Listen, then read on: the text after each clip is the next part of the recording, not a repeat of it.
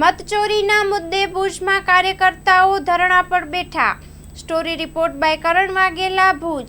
આપણે સમગ્ર દેશ અત્યારે જાણે છે કે કોંગ્રેસના નેતા રાહુલ ગાંધીજી જે આ ભાજપની સરકાર મતની ચોરી કરી અને સત્તા ઉપર આવેલ છે, તમામ આધાર પુરાવો સાથે ચૂંટણી પંચને આમની જાણ કરી છે, તેમ છતાં ચૂંટણી પંચ લાજવાને બદલે ગાજે છે। અત્યારે જ્યારે સુપ્રીમ કોર્ટે ફટકાર લગાવી ચૂંટણી પંચને કે બિહારમાં જ્યારે 1-2 મહિના જ બાકી છે ચૂંટણીઓના અને 65 લાખ નામ મતદાર યાદીમાંથી કમી કરી નાખ્યા, આનું કારણ શું?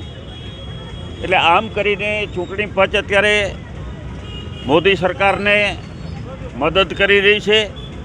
એમની મદદથી આ મોદી સરકાર કેન્દ્રમાં સરકાર બનાવી રહી છે, જુદા જુદા રાજ્યોમાં પણ સરકાર બનાવી રહી છે। ત્યારે કોંગ્રેસની એક જ માંગ છે કે તમે ખરેખર જે ડિજિટલ યાદી છે તમે વેબસાઇટ ઉપર તમે એમને જાહેર કરો, જેથી લોકો જોઈ શકે કે ક્યાં બોગસ નામો, ખોટા નામો। અત્યારે આપણે આપણા જિલ્લાની જો વાત કરીએ તો આપણા જિલ્લામાં પણ ઘણી જગ્યાએ 2 નામ લોકો ધરાવે છે, ખૂબ બોગસ નામો છે। અને જ્યારે ચૂંટણીઓ આવે ત્યારે 5 વાગ્યાની પછી જે મતોની ટકાવારી એકદમ વધી જાય છે, એનો મતલબ એ થયો કે આ ભાજપવાળા બોગસ મતદારો મતપેટીમાં રાખે છે, EVMમાં રાખે છે અને જેને લઈને એ સત્તા મેળવે છે। તો અત્યારે આ લોકતંત્રને બચાવવું હશે, લોકશાહીને બચાવવું હશે તો આપણે ચૂંટણી પંચને પારદર્શકતા લાવવી પડશે। અને જે રીતે પહેલાં ચૂંટણી પંચ એક નિષ્પક્ષીય રીતે કામ કરતું હતું અને એમની જે નિયુક્તિના જે પ્રકાર હતા એમાં પણ આ સરકાર બદલાવ લાવી છે।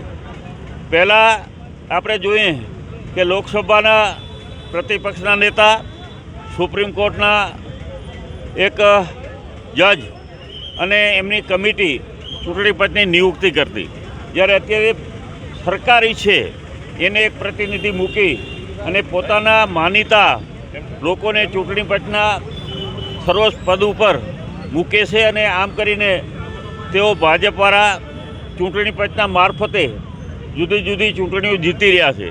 ખરેખર જે મતદારો, સાચા મતદારો છે એ લાઇનમાં ઊભા રહે છે, મહેનત કરે છે, પરંતુ એનો મત નિષ્ફળ જાય છે એટલા માટે કે જ્યારે ખોટા મત પડતા હોય ત્યારે જે સાચો મતદારો છે, જે એમનો અધિકાર છે એ ચૂંટવાઈ જાય છે, એ ઈચ્છે છે એ પ્રતિનિધિ ચૂંટાઈને નથી આવતા। અને અત્યારે સમગ્ર દેશમાં આપણે જોયું કે ઘણી વખત આપણને એવું લાગે કે આપણે હરિયાણાને મહારાષ્ટ્રની આપણે ચૂંટણીઓ જોઈ, કોઈ પણ સર્વે એજન્સી એવું નહોતું કરતા, media, print media, electric media, કે બંને જગ્યાએ કોંગ્રેસની સરકાર બનશે, ખાલી બનશે નહીં પરંતુ પૂર્ણ બહુમતી સાથેની બનશે, આવા બધા સર્વે રિપોર્ટ હોવા છતાં ત્યાંના આખા પરિણામો જ્યારે વિપરીત આવ્યા ત્યારે આની તપાસ કરવામાં આવી અને આધાર પુરાવા સાથે ચૂંટણી પંચને આપ્યા કે ખરેખર તમે કઈ જગ્યાએ કેવી રીતે બોગસ મતદાર યાદીઓ બને છે, એના તમામ આધાર પુરાવા આપવા છતાં હવે ચૂંટણી પંચ એવું કહે છે રાહુલજીને ધમકીની ભાષામાં કે તમે એફિડેવિટ કરો। એફિડેવિટ તો ભાઈ ચૂંટણી પંચે કરવાનું હોય કે અમે હવે ક્યાંય પર ખોટું મતદાન નથી થયું, ખોટા નામો નથી। જો ખરેખર ચૂંટણી પંચ સાચા હોય તો એમને પોતાને એફિડેવિટ કરીને સુપ્રીમ કોર્ટને સોંપવું જોઈએ, પરંતુ આ ખાટલે મોટી ખોટ કે બોગસ યાદીઓ છે આ દેશમાં લોકતંત્રને ખૂબ અત્યારે આ સરકાર દોડીને પી ગઈ છે અને જેનકેન પ્રકારે ગેરકાનૂની રીતે અત્યારે પોતાની સરકાર બનાવી રહી છે। ત્યારે આજે સમગ્ર દેશમાં લોકો સુધી અમારે આ સંદેશો પહોંચાડવાનો છે કે દેશમાં જો આપણે લોકશાહી બચાવવાની હશે તો લોકતંત્ર બચાવવાનું હશે તો સાચી મતદાર યાદીઓ બને, બોગસ મતદારો છે એ હટે।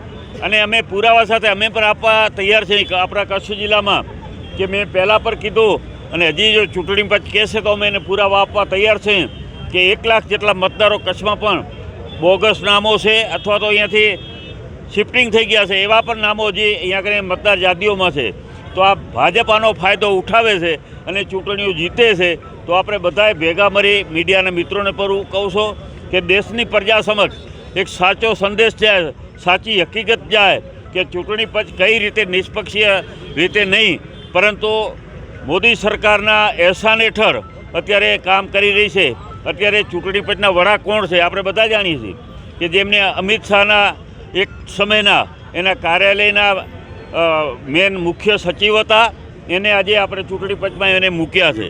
તો એ કોનું કામ કરવાના છે? અત્યારે ભાજપના ઇશારે જ ચૂંટણી પંચ કરી રહ્યું છે. અને અમારી આ લડાઈ જ્યાં સુધી આપણે ચૂંટણી પંચ ઉપર ભરોસો અને વિશ્વાસ નહીં બેસે ત્યાં સુધી અમારી આ લડાઈ ચાલુ રહેશે. આભાર.